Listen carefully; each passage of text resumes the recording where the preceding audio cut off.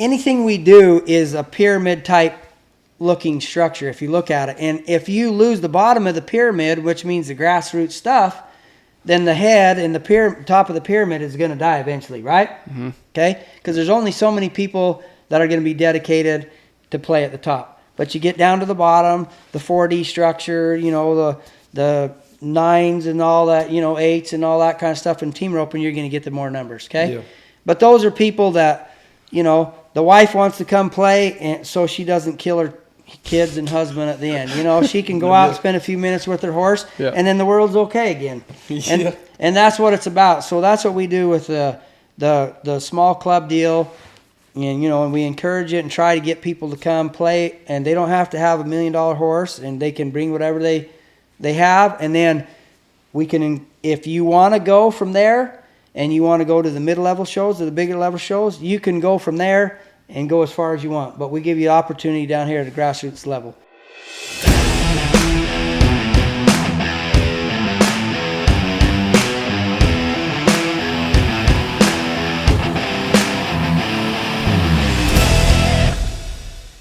Guys, welcome to The Scoop, brought to you by BioMane. We got Cole and Ladd again co-hosting. We got a great special guest today, Brady Weaver out of Enterprise, Utah, Cowhorse trainer.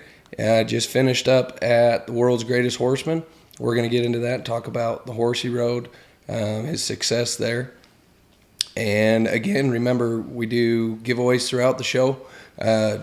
Bryce, what's our hashtag? Hashtag BioMane Live Show? Mm-hmm.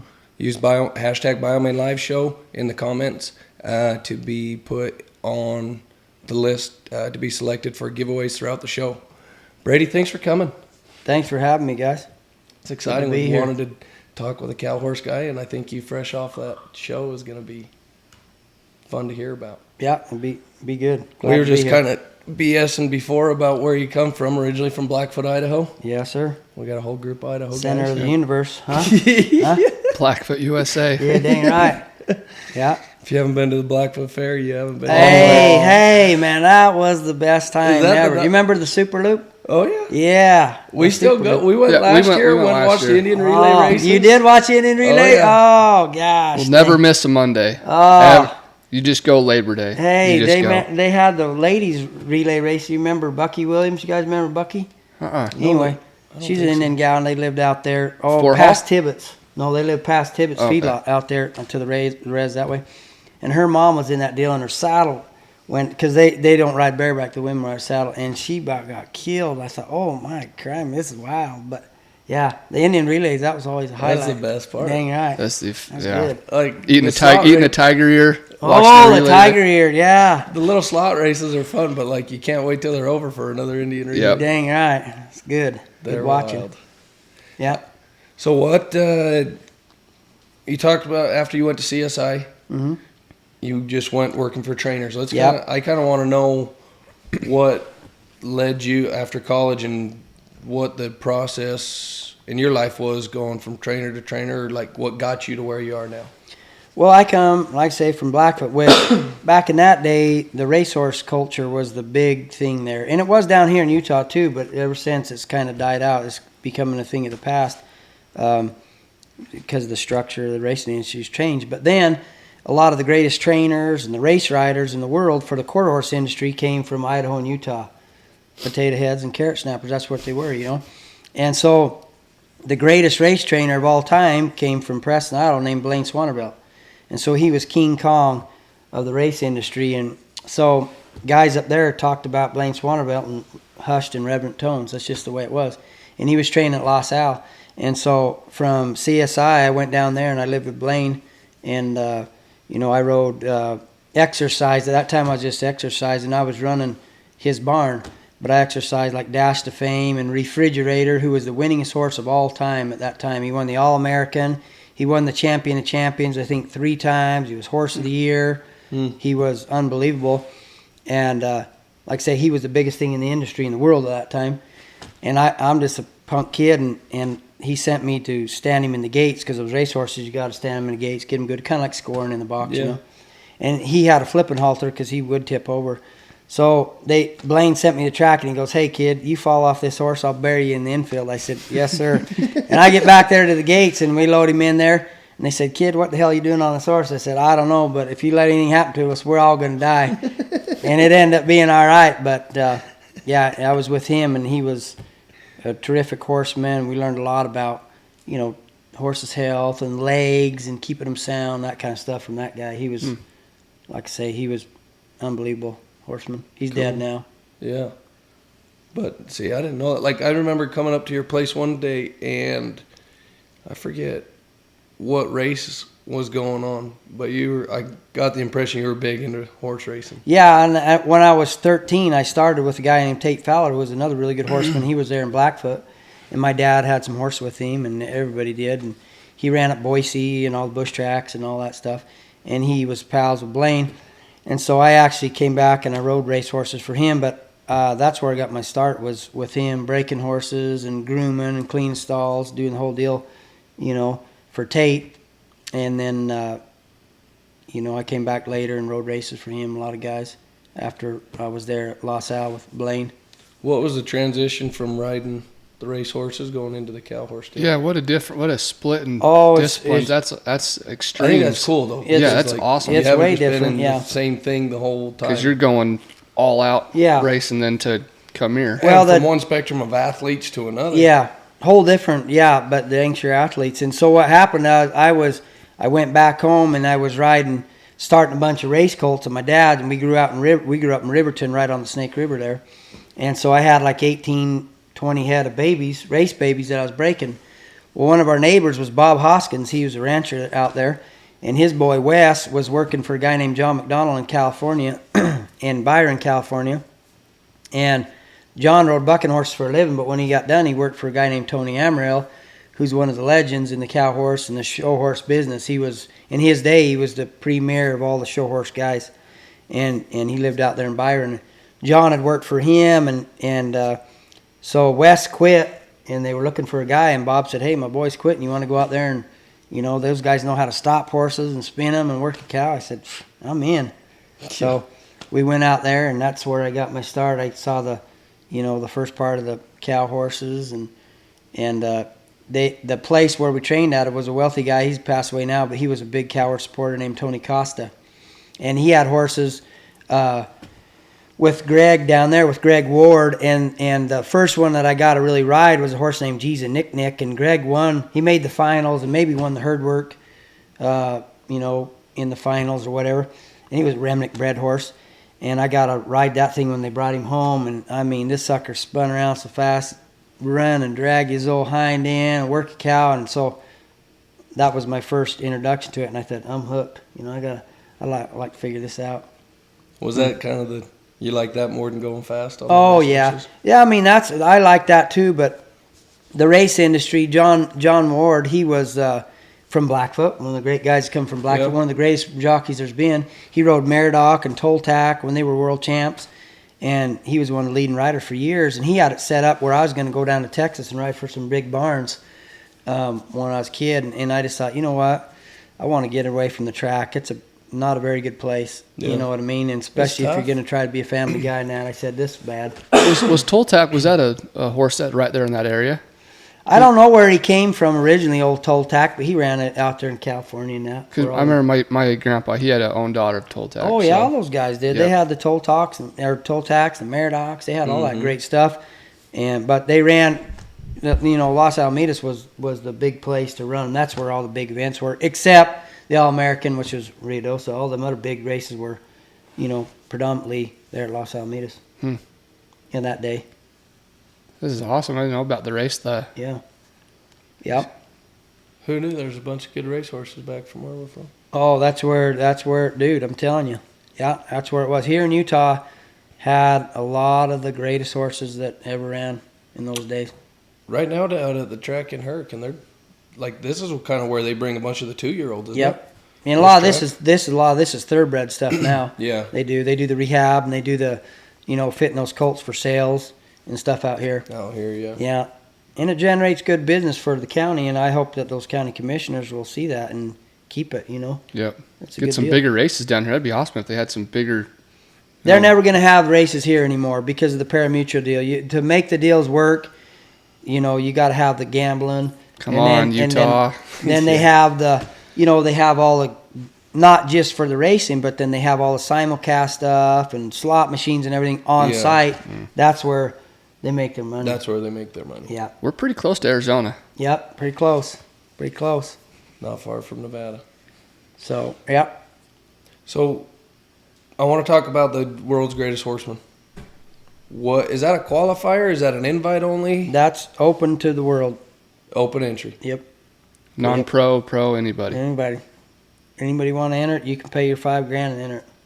Think you got a horse good enough? Go Yep. at him. How many horses were entered this year? This year, I think there was 68, right around there. Yeah, and last year there was 60-some, 62 or 3 or whatever, so it grew a little bit, you know. Think about that compared to like team roping. If it's open to the world and $5,000, like guys, for a team, you're $5,000 for Yeah. the finale Yep. in Vegas. But open to the world, anybody can get in it. And there's 68 guys. Yeah. In a team roping, there'd be 680. Yeah. You know what I mean? That's Yep. what I think's cool. Is like they know this is tougher. Than Yeah, you know- heck. You know if you got the horse or you don't. Yeah. Well, and it's just the reality of it. I mean, I was talking to some of those guys down there. It's a really unique event because how many horses can do 4 events at that high of caliber, and how many guys can do that? Yeah. You know, you really start whittling down the numbers of people that actually can do it, even if they have the stock. You know, which this year was really cool. We had Ascension Banuelos, we had Adon Banuelos, his son, Jesse Lennox. Jesse Lennox is the kid that works for Mr. Patton that has metallic cap, you know. And Adon Banuelos probably is the hottest rider going right now, and his dad Ascension. So these guys, He team roped pretty good too. Oh, Do you remember? that He roped freaking- with. He came up here and roped with Austin Adams in high school. Yeah. that guy Adon, he handles rope like nobody's business. He's super talented. He could do anything, and so could Jesse. You know what I mean? They're just athletes and they're horsemen. And they brought some horses and came and they did a really good job. They didn't make the finals, but they did a freaking good job. But those guys are the top of their profession in the cutting industry, and they came over and did it. And so it was cool to have them there. It was kind of fun to see it. Yeah. I don't think we even said at the beginning. We said you were at the world's greatest horseman, but you won 5th. You said, right? Yeah, she ended up 5th. That mare did there Wow. in the finals. Yeah. That's cool. That's an accomplishment. And that's what I like about Brady. Yeah, he and did about say it. Cowhorse guys. It's not. Yeah, I won 5th. It's the mare won 5th. Yeah, you got it's them mares or colts, whatever you're riding, stud. It's about the horsepower. You don't have the horsepower, you can flap your lips all you want, but you got to have the horsepower to do it. You know what I mean? Mm-hmm. Let's talk about the mare. Is it SJR Reagan? SJR Reagan. Yeah, she's a dual ray mare out of a play gun mare named Play Guns King Badger. Customer horse. Yep, I bought her. It was just luck that she came to me. Harry DeHaan, his daughter Kat. She's a vet up there in Idaho, and a real good vet. And they bought her out of the Reno sale when the fraternity was up there still. But she was small, and the dual rays are, especially the mares are like the WRs, Cat Smart, and some of they're a little fractious. They're hot, And so the guy that was their trainer at the time, he's one of the top guys in the industry too. But he knows what he likes, and he says, "Hey, look, I'm not going to ride a little dual ray mare. They're hot, and I don't like them, and I don't want to get along with them." He's a big, strong guy, and so he said, sell it. So Harry saw me at the Idaho fraternity. They'd bought her at Reno just a month before, whatever that was, and said, "Hey, you got this mare," and so I bought her for a customer, and we've had her ever since. How old is she? She's 10 this year. Cool. And she's made the finals at every major event. She won the big stallion stakes there in Vegas, which there's 2 big premier derbies. You have the Derby, which now is in Scottsdale, and then the stallion stakes in Vegas. And she won that one in like 17, I think it was. Is that kind of the average age, would you say, for the horses that are competing? Is that middle? Well, you're seeing a whole range of them, but generally they got to start having a little age on them to get in the bridle and to be able to take that. Yeah. That kind of event. But I don't know what the oldest one was. Then there's some, I think 13 or something. Called me Mitch. He's getting a little age on it. Philip Rawls shows he ended up second. He's getting a little age on him stuff. But I don't exactly know what the average age, but. Because there's all these everyone's trying to get these futurity horses going at such a young age. So Yep. I was interested to see if they're. It's nice to get one with some age on them. Yeah, well, and that's the deal. Like the guys that own Darren that owns Highbrow Cat, he kicked in another $50,000 this year. So next year it's going to pay $150,000 to winner. Cool. And so it's going to put some more emphasis, because there is such an emphasis. I don't care what you're doing, whether now it's going to be the rope horse deal and the barrel deal, you know, and the cow horse, the cut and the rein, and the futurities, you know, the pleasure horses, everything. And it just stands to reason people want to get more out of their horse than younger, and they have less investment. So it costs a lot to bring a horse and keep him sound and keep him in the right frame of mind and keep the rein and or keep the training up so that you can have a horse that's prepared to show in these kind of events. So it costs some money, but if there's some money being added and some prestige for those horses and breeding wise and for their owners, then hopefully it'll encourage taking care of them and bring them along at a pace where you don't burn them up and cripple them, you know? I think that's why. That's where you saw the team roping. I was going to say speed up, but where you saw the quality of horses really start to improve in the team roping is when the World Series came in. And for one, they changed, you know, kind of how the whole barrier system works. It was kind of nod your head and go type of deal. But aside from that, it's the prize money. Yeah. Where there's more money to be won, more guys are willing to spend money on horses, on rigs, on traveling, on care for the horses. Yep. And I think that's a good point. Like you said, that added $50,000 for next year. Yeah. $150,000 prize. Guess what? Those guys are going to be making sure those horses are ready. They're in tip-top shape. They're taking better care of them. Yep. They're paying the money for the good prospects.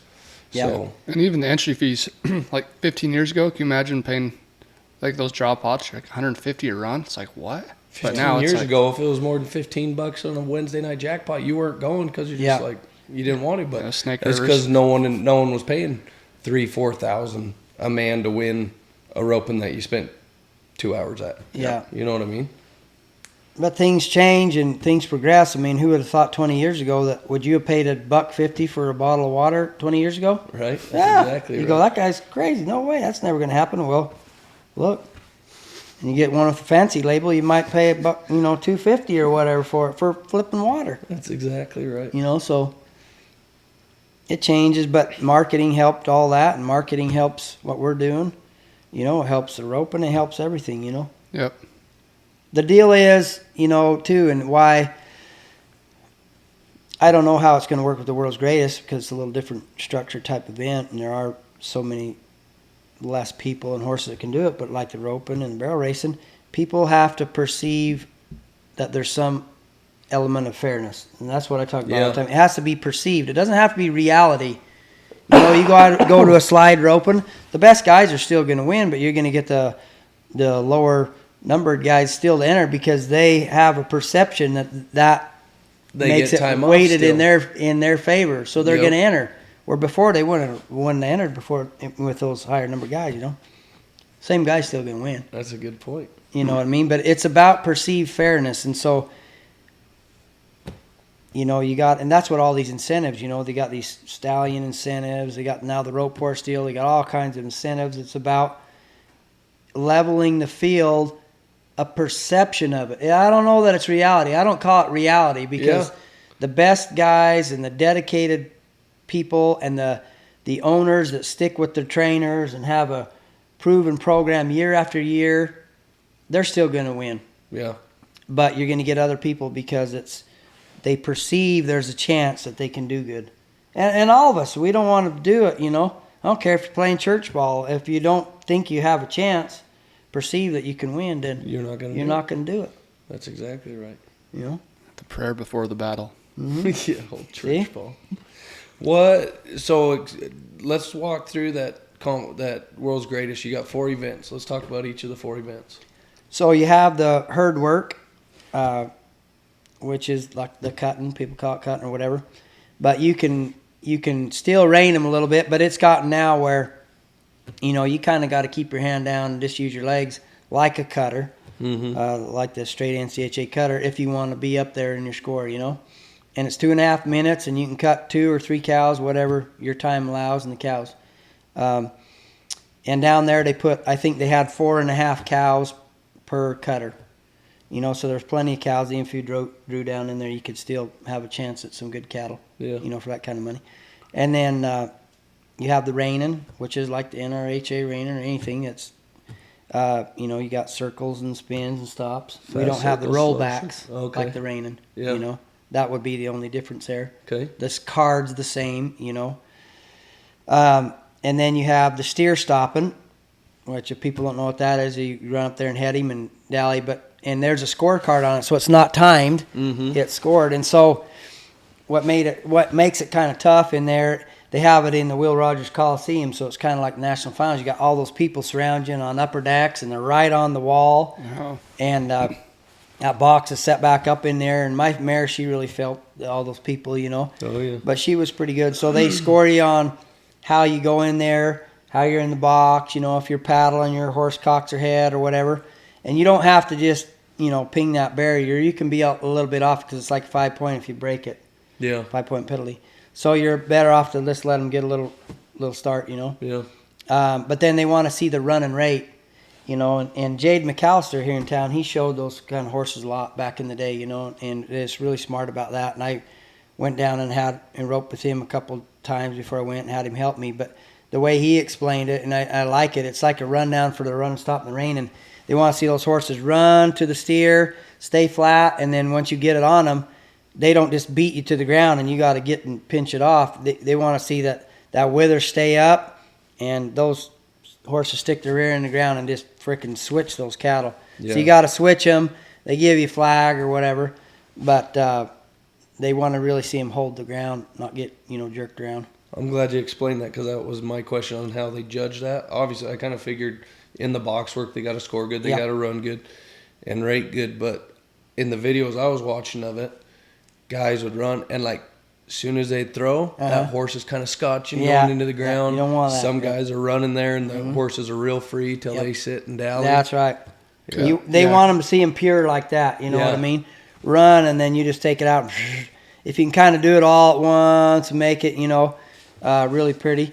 Like my mare in the finals, on the fourth swing, I was ready to rope it, and then all the people and everything kind of bothered those cattle. So that cow stepped to me, and I didn't want to split the horns. Yeah.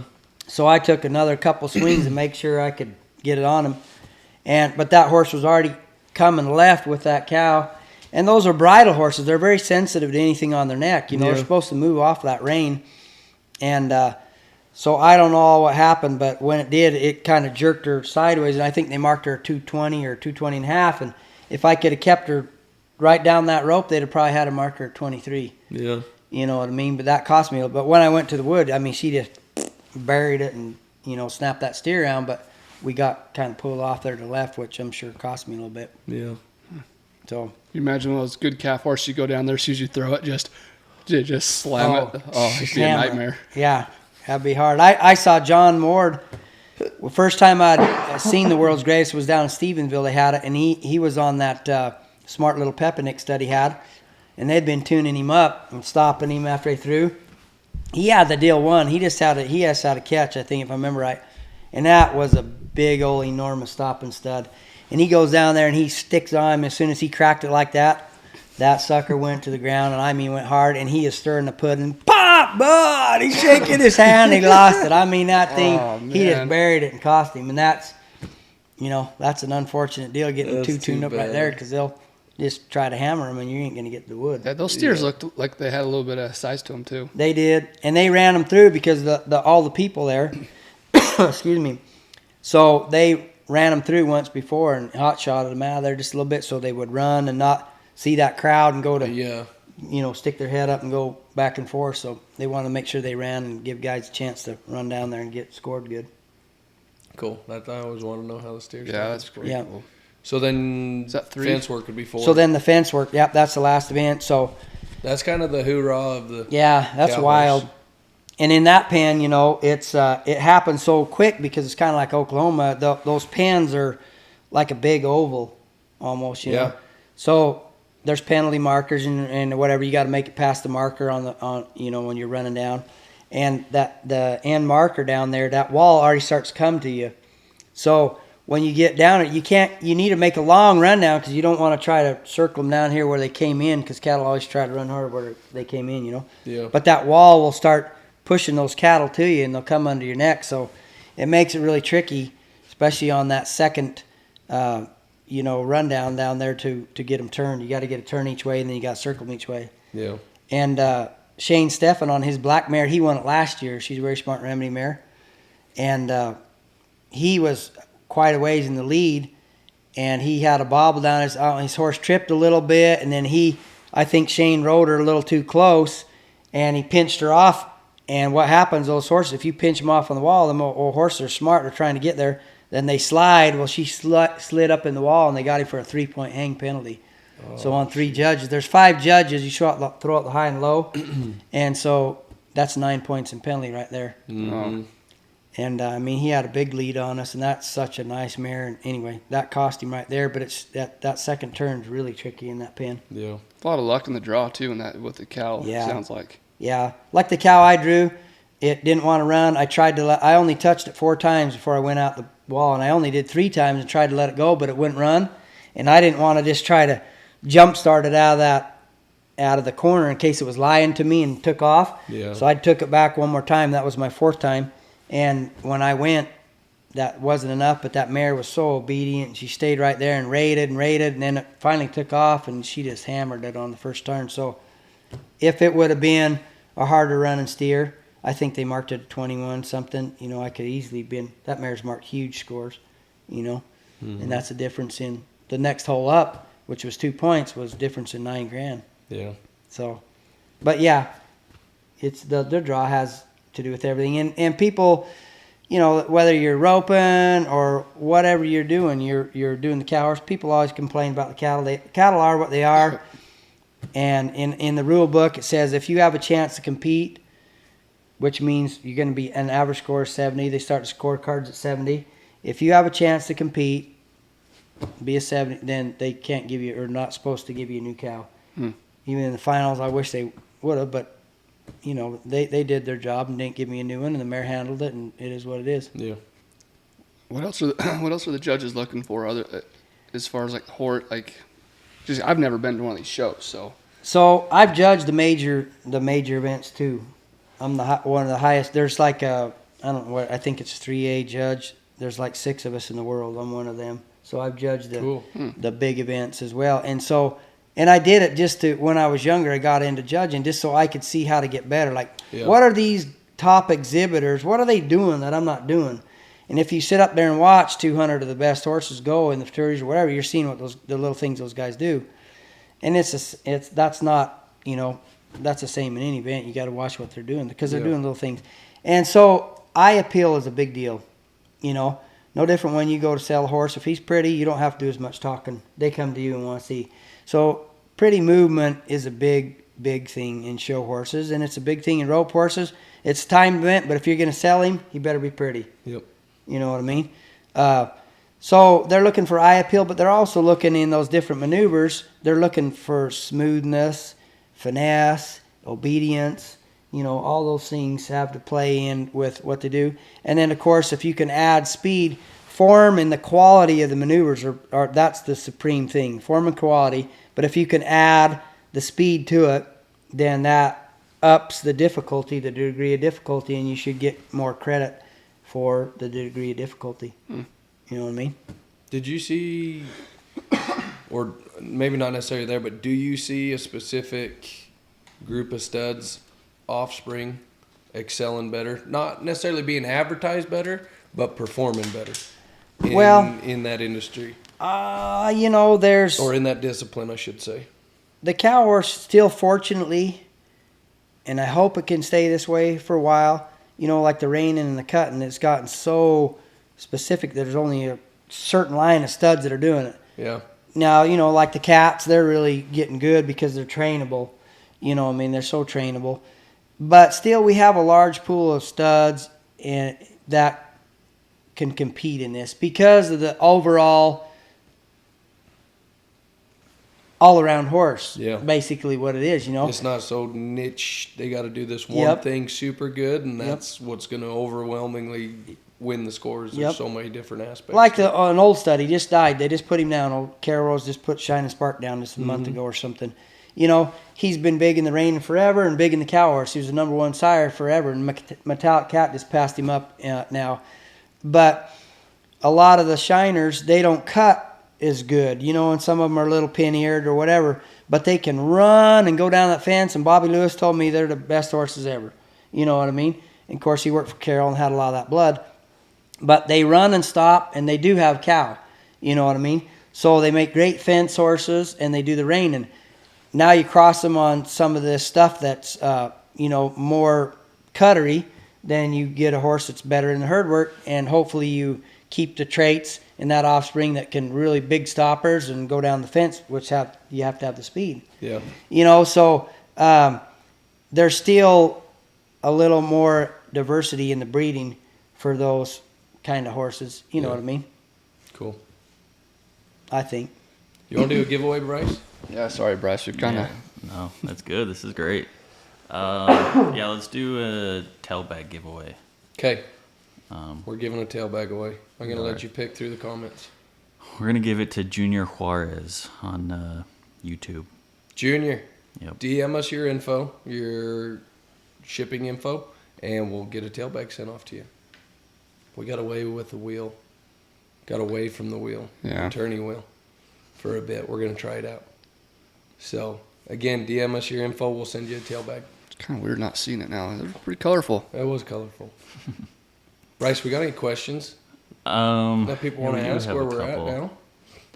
So Macy Sack, she's one of our Canadian friends. She asked if there's any tips for a horse who likes chasing cattle but only wants to chase one of them, and it'll stick to that one and not focus on any other. So do you have any tips on? So she thinks that's a problem, or she thinks that's what she wants? Because to me, that's awesome.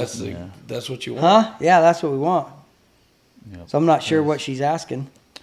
That was just one of her questions. She just said tips for a horse who likes chasing cattle but only wants to chase one and that only one. I'm sure she'll come in with another. Yeah, if she comes Keep- in, clarify keep doing that. it. But that, Yeah. keep doing Or what you're maybe doing. Maybe 'cause she that's has a what I'm herd trying of to them. get. Maybe there's a herd of them and it's only going to She's trying to herd a whole herd of cows, and it peels one off and chases that instead of the herd. But I guess if you're just trying to drive them, you'll have to discourage her to keep it going right and left. But this mare of mine that I showed down there, that's one of the issues I have with her. When I drive up through the herd in the cutting, she has so much cow and so much electricity. She's trying to take hold of 2 or 3 or 4 at a time, making the eye appeal that we kind of talked about earlier, making it not as good because it makes her look radical instead of more relaxed. So, yeah, an old guy that I used to work for, I called him a cutter, Russ Miller, and I was asking him a couple of years ago how to manage that so I can be more accurate on my cut, because it's all about the position where you want to go. You got to end up, you want to cut in the middle of the pen, you want to work in the middle of the pen, you want to quit in the middle pen. So if you draw it in thirds, you want to be in the middle third if there is a middle third, Yeah. And so she would take hold of all of these cattle and cause me to be a little less accurate on my cut. Yeah, because if she's focused on one that's over to the left, That's and you're thinking right. she's on the Then middle you're in cow. trouble. Yeah. So he had me just take a whole herd in there, and I would just drive out, and as soon as the cow would make a move, I would quit, go back in, drive another one out till I got her just where we could both stay on the same page on the same cow. I didn't want her taking hold of the whole herd. Yeah. Another Idaho trainer right there. Yep. Russ. Yep. Russ, Yeah, I worked for him up in St. Anthony where the high is 10 below for 3 weeks at a time.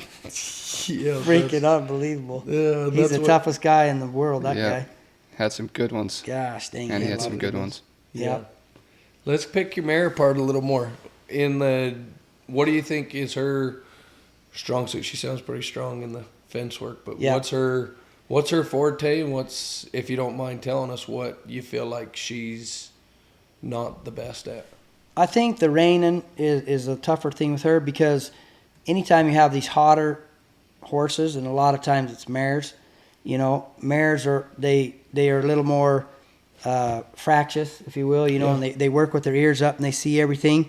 When you run a reining pattern, you want those horses to hook on a circle. It's like hooking on a cow or anything. They get where they can't be distracted from that animal. Well, a circle is the same thing. When you really get a horse hooked on a circle, they'll kind of just put their head down, and no matter what you do, they stay there between your legs and your reins. Yeah. And that mare has a hard time with that. And I knew darn well going in there in the finals it was going to be hard to do the reining pattern because she is a little warm. And I tried earplugs and everything, and I just couldn't get comfortable myself with them, and she was still kind of shake her head a little bit. But I need to get her used to the earplugs so it can damper some of that noise down, because it was so freaking loud in there, like in the fence work. I never even heard the buzzer. I'm looking over at the judges. I knew I'd circled both ways, but I wasn't sure. And that buzzer's loud. Yeah, but that place just erupted and went ballistic. And so I saw the out gate was open, and I thought, oh, hell, they must have blown the whistle. The guy wouldn't open the gate. So the rain, and I knew it was going to be hard in there, and I ran her harder than I should have. I should have just backed off and tried to make the form and the quality, what we talked about, good, and forget about the degree of difficulty, knowing that she was already going to struggle because of the energy in there. When you just go in that pen, the electricity, until you've been in a deal like that, you can't hardly understand, but the electricity is palpable, you know what I mean? Yeah. And so those horses feel it, and so I didn't get her showed as good there, but it's always been a little struggle in the reining. I've got her showed good sometimes in reining, but it can be, like we went down for the Snaffle Bit Fraternity in September and October down there, and I showed her in the bridle down there and ended up second. But I got her through the reining really good that time. Yeah. But there wasn't the same kind of crowd, and the electricity wasn't quite the same, you know? Yeah. But I would say that's the one that's kind of my weaker deal with her. Cool. I got an equipment question. So where it's that much electricity, what's some of where these guys are dealing with this all the time, what's the best earplugs that you've seen? I've seen there's been people that have used tampons, Yep. bunch of earplugs that they just they rub together in nylon. Yep. What are the best earplugs that you've seen? I don't know, because I haven't used them a lot, but I borrowed some from Chris Dawson, and I had a set before, and they weren't in my box. I don't know what happened. They're called POMs, like POMS. Mm-hmm. And they look like a little golf ball, but they're really, and they even have the little hole divots in them like a golf ball, Mm-hmm. and they're real soft, and you just push them down in there. And you can, I think they come in different colors, so you can they don't look obvious, but they're far enough down in there, they don't really look, like you have them in. But those ones I think are pretty good, and they're easy to get in and out. Okay. And they swell up kind of like a human one, so it'll cut more of the noise down, Yep. Mm. That's interesting, because I've seen so many different styles. I don't know if there's one that's been, this is the best way to go, or... I don't know, because I haven't used them up, but I know most of the guys I know have these palms. Palms. Lynn Anderson told me about them years ago, and I had a pair that I used on an old Gildan that he was kind of watchy, Mm-hmm. But anyway, that's what I tried on her, and I'm gonna get some more of them, and I'm gonna use them at home to get her more accustomed Get to them more them. used to them. So Because we'd try. Hopefully, those owners will let me show her next year, and I want to have them where I can use them down there. Cool. What's the plan for her long term? Do you know? Well, I'm hoping they'll let me do it one more time, because she came back good. I mean, she hardly had any swell. And of course, I wrapped her, and I put her in standing bandages, down there, and then we put her in that cold water therapy, the spa, Yeah. And I took her for a walk and let her eat some grass down there the next day, and she didn't have one little hitch in her get along or anything. So she's really That's sound, and been, and knock on wood.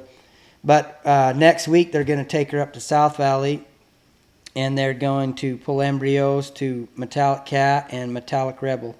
Cool. So we have Metallic Cat and Metallic Rebel, two fillies that we started here a couple months ago that are 2-year-olds this year.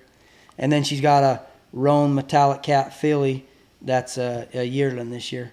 Cool. Yeah.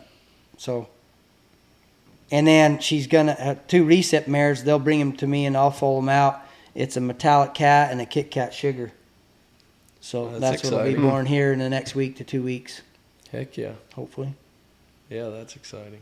So hopefully we can show her, one more time in there. Who knows? Maybe she's sound or whatever. Maybe let's do it one more time. It's the more that you can keep a mare like that, which everybody knows that she's one of the greatest mares in the industry right now. Yeah. So if you can keep her in the public's eye at the premier events, then it only makes those babies, Their offspring that much worth better. more money. Yeah. Yep.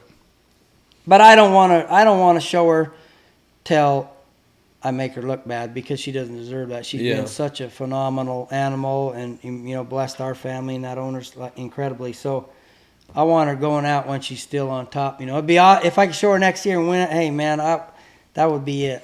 Just Retire. say retire, Don't let her sis. be a mom. Yeah, you just be a mom. Yeah, Yeah. because she's awesome. That's cool. How many do you have in training, typically? I don't know. I don't have as many, a lot of guys. I don't know how many actual trained horses, maybe 20, 25, 25 probably. Majority of them customer horses or horses that you own? Yeah, once in a while. I mean, I'll have some of mine. Like, I got some that are in my kids. My kid showed down there, D, my boy, and he made the finals. Cool. For the youth. And my daughter made the finals down there last year. So we have some of those because my kids work hard and they like to do it. So I'd like to have some for them. And once in a while, I'll have one of my own or whatever, you know. But, yeah, this large majority are customer horses. Customer horses. Yep. Cool. Yep. Do you, I guess this is inside information, are you staying in Enterprise or you got a spot in Hurricane still? Yeah, we still got that place. And old Gino, my buddy, Gino, he was welding on that thing. Up and left you. Yeah, that sucker sold his property next to us, and so they left. So he was doing most of the welding, you know. And I would really like to move down there. The weather would be more favorable for this time of year. Yeah. But the fact of the matter is it costs a lot of money, and it takes a lot of time and thought to put a place together. Oh, yeah. And so we got our barn done and most of the arenas and the feedlot. But right now, and while you're able, there's only in these kind of events or anything, there's a shelf life to your being at the top. Yeah. And so we're there right now, and I just feel if I get too distracted and work on this place or whatever, it'll take away from the quality work that I'm doing on those horses. And so I'm really hesitant to do much with it because I want to dedicate the few years that I have left to being at that in the top riders deal. Yeah. I don't want to mess that up. You know what I I think mean? that's smart. Yeah, So- 'cause that can set you up for, yeah. Yeah. Well, and understanding that things like that are cyclical. Like, it's not. Yeah. If you're in the top tier of guys, there's very few times that have been in the top tier for very long. Yep. Yeah. And so to understand that and feel like, man, we're here, let's full court press on Yeah. it until we're not, I think is cool. You have to, because like I say, there's just so many young guys and that are coming out that are super talented, and they worked for a guy. Like, I got a guy now that's worked for me for a couple of years, Angus, and he's doing a really good job. But there's a lot of these young guys that have spent years and years apprenticing, and there's enough money out there now when they don't have to starve to death forever. They can jump in and train, and if they get the right owners that give them a shot and let them go buy good horses, they know how to get a horse to do it.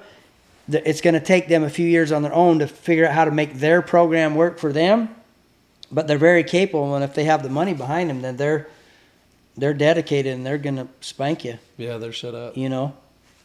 Plus, there's a lot of guys that are, in my range from 30 to in their 40s and early 50s that, they've done it long enough and they've got the deal zeroed in, and as long as the economy stays good and they keep those customers, they are deadly. Yeah. Yeah. Yeah. So That's pretty cool where you judge too, like you said, kids coming up that just kind of hop into it, but that's pretty valuable around here for kids that want to do it. They Yeah. can come to someone who's judged it and competed in Yeah. it. That's huge. yeah, it's huge, and to get that kind of information, because I was telling this Angus the other day, the boy works for me. I said when I first went to California, I worked for that John McDonald. I was around Tony Amaral. Well, he's dead now. Well, he was, the guy that turns the steers out at the national finals. Oh, the big pop guy? suit? Yeah. That's Tony Jr. So it was his dad, Oh, Tony Amaral. It was He's, his he's father. always down here at Cedar City. Is he? Yeah, he's Cedar City and Reno. Okay. That's yeah. He's Okay. he's professional shoot popper. That's Tony Jr. And that guy's a talented guy, roping Yep. anything you ever seen, golf, whatever. But it was his dad, Tony Amaral, was around. He was King Kong back in the day. And so that guy, Tony Amaral, he told me he learned from Charlie Mageni, who was the first really great all-around. He rodeoed and everything and showed horses in California. And then he learned a lot from one of the great Hackamore men that nobody ever heard of in the old days. He was an old Portuguese named Johnny Coelho. So those guys, they were born, those guys had to have been born in the 1800s. You know what I mean? Mm. And so Tony, I don't know when he was born. He probably was born in the 20s. And so you're taking a guy like Tony that I got to be around when I was a young kid, and he'd learned from guys that had learned from guys before them. There's hundreds and hundreds and hundreds of years of horsemanship that's been passed down to me. yeah. And now, or not just me, but these guys that are my age that are showing, you know, and now you can come and you can get that information. You don't have to start from zero. You can get hundreds of years of knowledge that's been passed down through these great hands, you know what I mean? And that's the value in working for a legitimate guy. You know what I mean? They've got so many hundreds of years of valuable knowledge, you know, there to give to you. Yeah. If you come shut your mouth and work hard. Yeah. You know what I mean? That's the ticket. So Yeah, if guys will really listen. it's a good deal for young people. Yeah. If that's what they want to do, you know? Yep. How would you improve, maybe we can even start locally, but how would you improve the Cowhorse competitions that you go to? Maybe not that you go to, because you go to some top tier stuff, but how would you improve or encourage people? What needs to improve in the Cowhorse deal? Smaller scale stuff, more maybe local, Great or question. regional. Does that make sense? Yeah, and it's already what we're doing. Like, we have this Color Country show club here. And it was started years ago, and they did the halter and the pleasure classes and the rail classes. But now, the one that my wife and I and a couple ladies really ramrod is the Reined and the Reined Cowhorse and the ranch riding, which ranch riding has really grown in the last quite a few years, you know. So we do that arm of it. The other arm, they still do the rail classes, and they actually have a jumping and a dressage part of it too. And like the open shows, that's the rail classes and the halter and stuff. So I've been involved with it for a long time now. In Ramrod, and we didn't have any money back in the day when I really got involved. They didn't have any money to give good year-end prizes or anything. And people want to come get prizes, you know. Yeah. Everybody wants to win their first buckle. They go, oh, geez, I want to win that first. That's a big deal, you know. So we had no money for that, and so I did clinics at my house on my dime, and everything I got, I put into the club. Cool. So that we could buy cool prizes, you know, we give cool head stalls or whatever, but we always gave a buckle for first, which we still do. Because if anything we do is a pyramid type looking structure, if you look at it, and if you lose the bottom of the pyramid, which means the grassroots stuff, then the head and the top of the pyramid is going to die eventually, right? Okay? Because there's only so many people that are going to be dedicated to play at the top. But you get down to the bottom, the 4D structure, you know, the nines and all that, you know, eights and all that kind of stuff in team roping, you're going to get the more numbers, okay? Yeah. But those are people that, you know, the wife wants to come play, and so she doesn't kill her kids and husband at the end. You know, she can go out and spend a few minutes with her horse, and then the world's okay again. And that's what it's about. So that's what we do with the small club deal. And, you know, and we encourage it and try to get people to come play, and they don't have to have $1 million horse, and they can bring whatever they have. And then we can, if you want to go from there and you want to go to the mid-level shows or the bigger level shows, you can go from there and go as far as you want. But we give you the opportunity down here at the grassroots level. Cool. You know, and if people have questions or they want to come ride or whatever, I try to do as much as I don't have a lot of time to give lessons and stuff for people that are not in the barn, but I try to answer the questions and help them and give them good information so that they can go on and take it where they want. Yeah. Cool.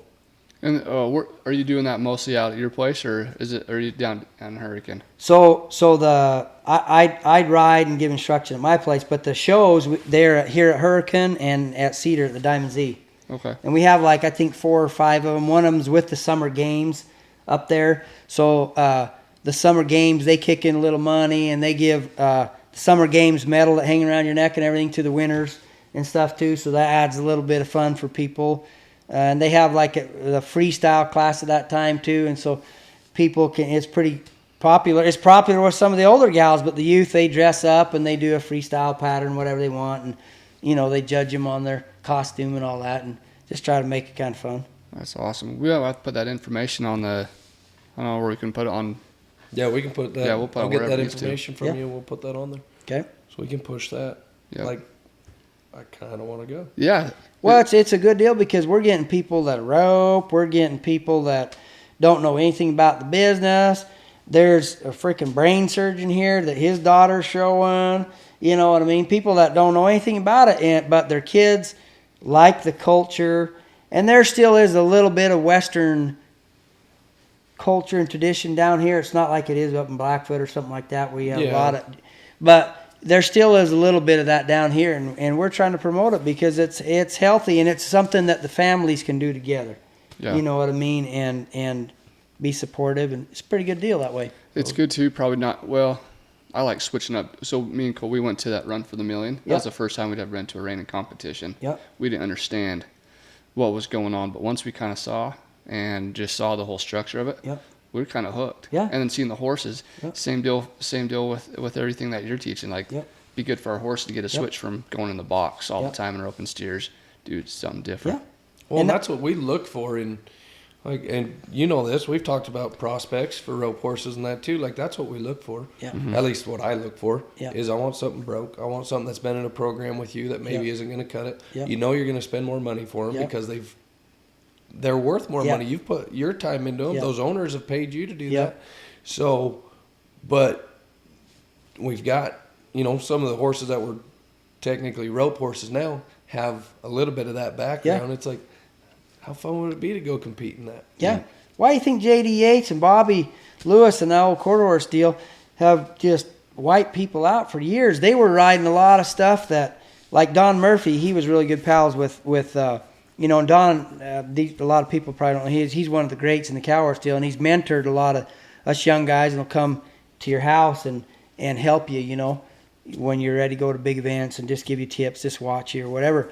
But he's been one of the greats, and, him and those guys had, he'd go show them and win the Cowhorse of the world, AQHA, and then, Bobby or whoever, those guys would rope on them. Well, crap, they already did it and they were broke. They just run that spot, and they made a lot of money and sold a lot of really nice horses and got more points on them, more value on them for the customer for years and years and years, And that's what JD's make his living at, Yeah.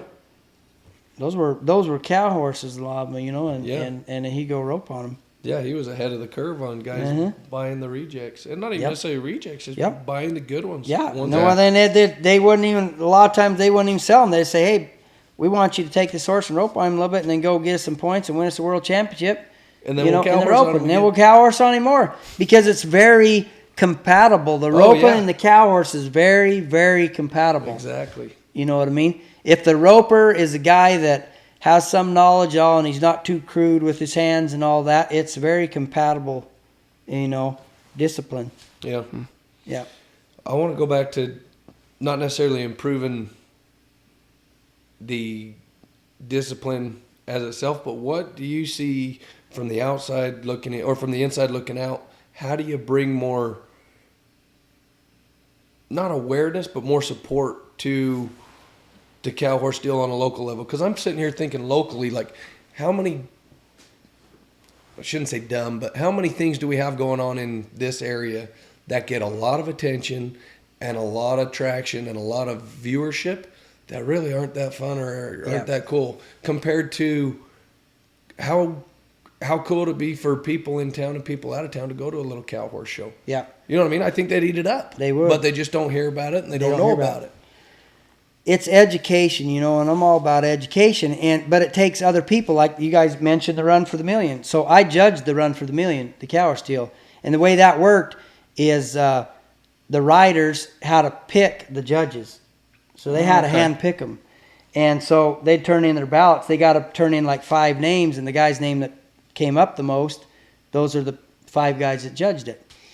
So we got to judge it, but it's there with a whole new crowd. It was, some of those guys are crossovers, like Randy Paul, in our industry, he won the Reign in Futurity, and Matt Mills, he's doing really good. And I worked with him down there in Cave Creek for a short period of time, so he's been around the Cowhorse guys.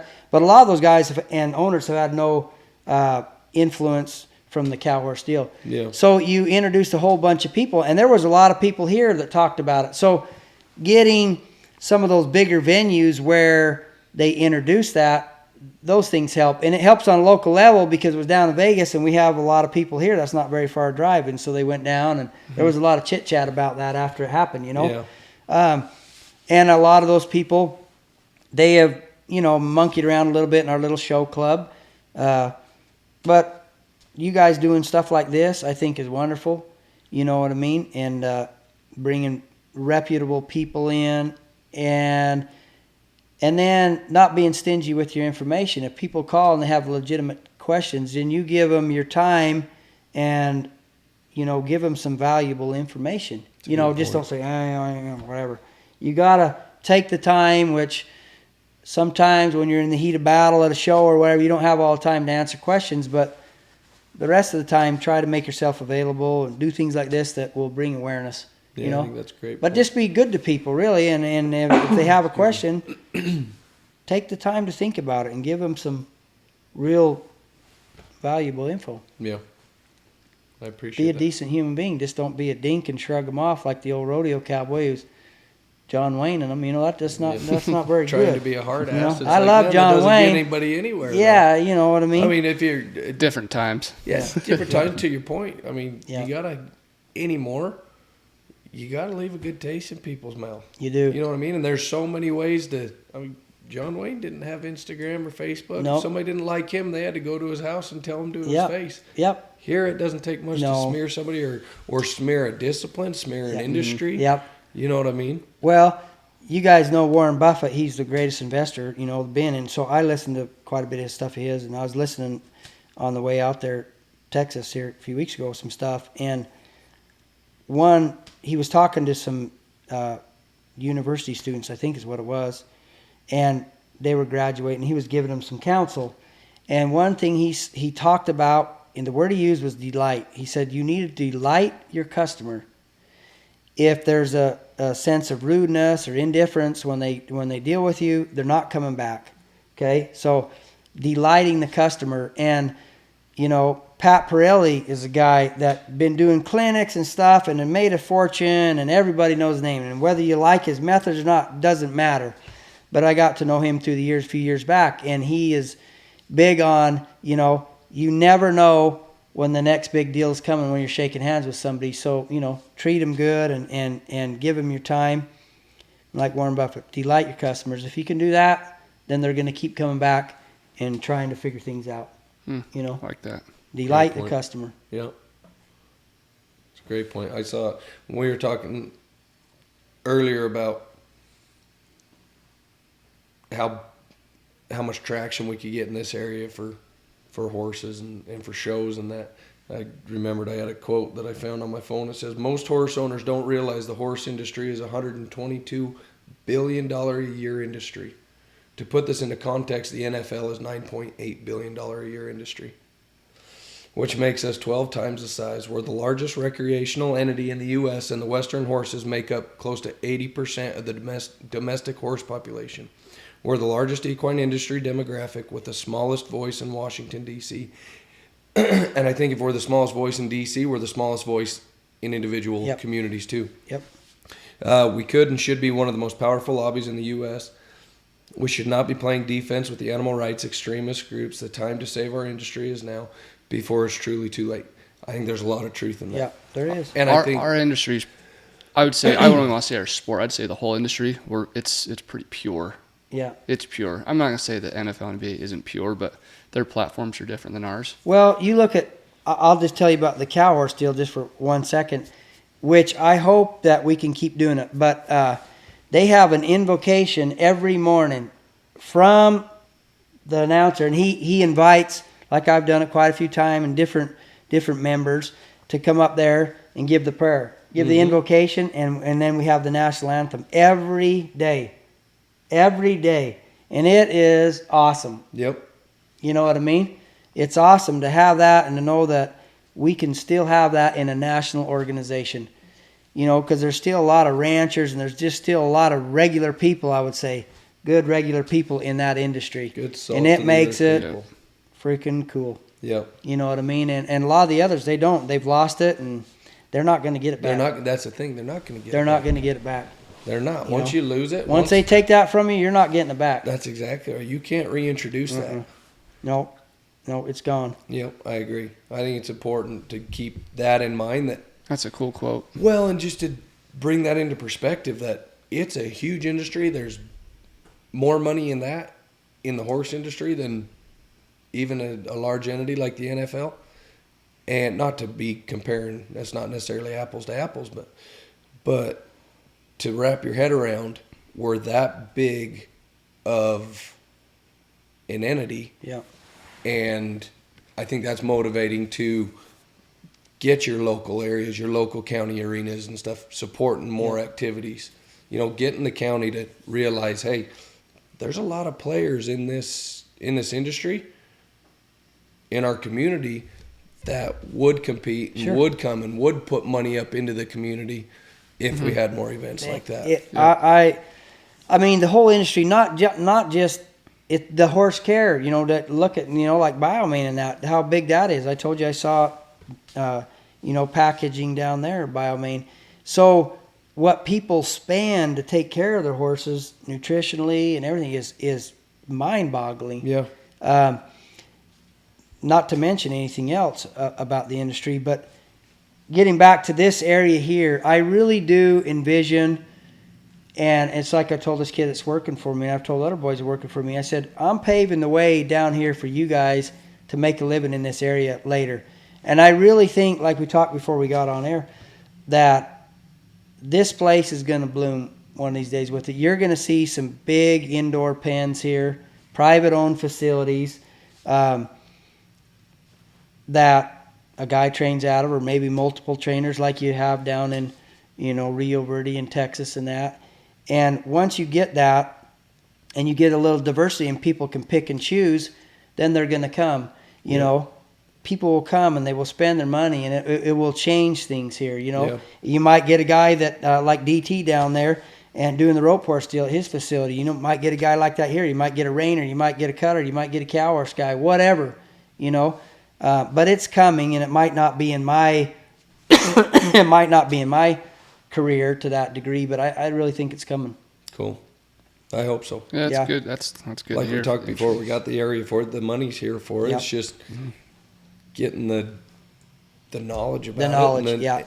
And the knowledge about it, and how do you motivate people for it? I think content wise is huge. Yep. You know, putting out good content, not just cool videos of horses stopping and running down the fence and that, but educating people on what actual athletes the animals are and what goes into it and the money that's in it. Yep. So you're incentivizing on the buckles. Hopefully that's what's driving. Well, I shouldn't say everything, but I mean, we as humans, we like to win. Yeah, we like to win. Yeah. We like to be competitive. And it goes beyond that. Excuse me, I got a cough. I got it too. I probably gave it to you. Gosh dang. They, you know, what I've learned from a lot of people, there are those that just are dead set on winning. And dead set on winning is dangerous. It's very destructive to a human being just to want to win for winning's sake. It's devastating to individuals, and it's devastating to people that love them. So you have to be very careful there. So I don't preach that. And the old guys that I've worked for, they've warned me about that. It's about going out and having a good experience and not embarrassing yourself. You know what I mean? If you have legitimate people helping you, and you mount your people on good horses, whether you're roping and you're helping some kid rope or you're doing the cow horse, whatever, and they go out and have a good time and they feel like they got something accomplished and it wasn't a disaster because they're on the dink, then that's what it's about. Yeah. Just the straight winning, which I know it's very destructive, and I can go around and tell you of local people I know here that have been destroyed by it. So, and I've been around a lot of the greatest hands in modern history, and I've seen them when they get old, they have ticked off everybody that loved them, and they die lonely old drunks. So, winning in itself is very destructive if you don't keep grounded and do it for the right reasons. So, if you can educate these people that want to come do it and have fun, that it's about the learning process and it's about getting better. And true horsemanship is not, there's no end. Yeah. There's no end to it. There's no end to our learning. We're created that way in every aspect of our life. There's no end to learning. You know, and if they're in it for that, they're going to stay happy. But if they're in it just for the gold buckle, which I want those as much as anybody, but to be healthy, you got to remember it needs to be about the journey and about getting better. And that way, you're going to treat your horses right. You know, if it's just about the winning, you're going to sacrifice the horse, and the horsemanship's going to suffer, and you're going to do things to them that you shouldn't be doing. Mm-hmm. And that you got to be real careful, because a lot of the old guys will tell you in the professions now, as far as, you know, Cowhorse, Reined, cut, there's a lot of good mechanics. These young guys are super good mechanics. They can get them to do the maneuvers, but they are not very good horsemen. They're going to go through a lot of them to win, because they don't understand the way they think and how to keep the longevity and the soundness in them. You know, they're going to pound the mechanics in them. Next one. Yeah. You know, and so we got to be very careful of that, especially in this day and age with, like we talked a little earlier before air too, about all the, you know, the eyes that are on us from people that don't understand. Yeah. They don't understand when Zane Davis retired Ruby's Radar down there after the finals. That's the last he's going to run. But I think he had a tear in his eye back at the stall, but people don't, you know, I know he did, but people don't see that. They had a good run. Yeah, and that horse, I mean, he won the million. And retired him sound. Yeah. And good. Yeah. Like, So that takes a lot. that takes a horseman to do that. That horse, I think he's 12 or 13, and he's been showing ever since he was 3. Yeah, and he was picky on where he took him. You Yeah, know, as he got planned older, it. he quit taking. He just take him to 2 or 3, 4 events at max a year. We had this very conversation, because I've Yeah. done the same thing with my mare, and you know that guy's a smart guy, so we talk a lot about that. But they don't see that. Yeah, and how hard? Yeah. How hard would that? Imagine having the head horse that you know you can go kill him on all the time. He's sound, he's good, but you just know you need to be done. It's You time to go on to handpick where you someone go. else. That's got to take. That's what's the word? That'd It's be discipline, and you have to have a grip on your pride. Well, Yeah.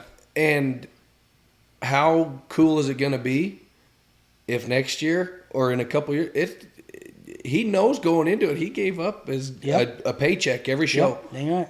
And he knows that it's a hell of a lot of work to make another one, Yep. to be that good, if Yep. it'll be that good. Yep.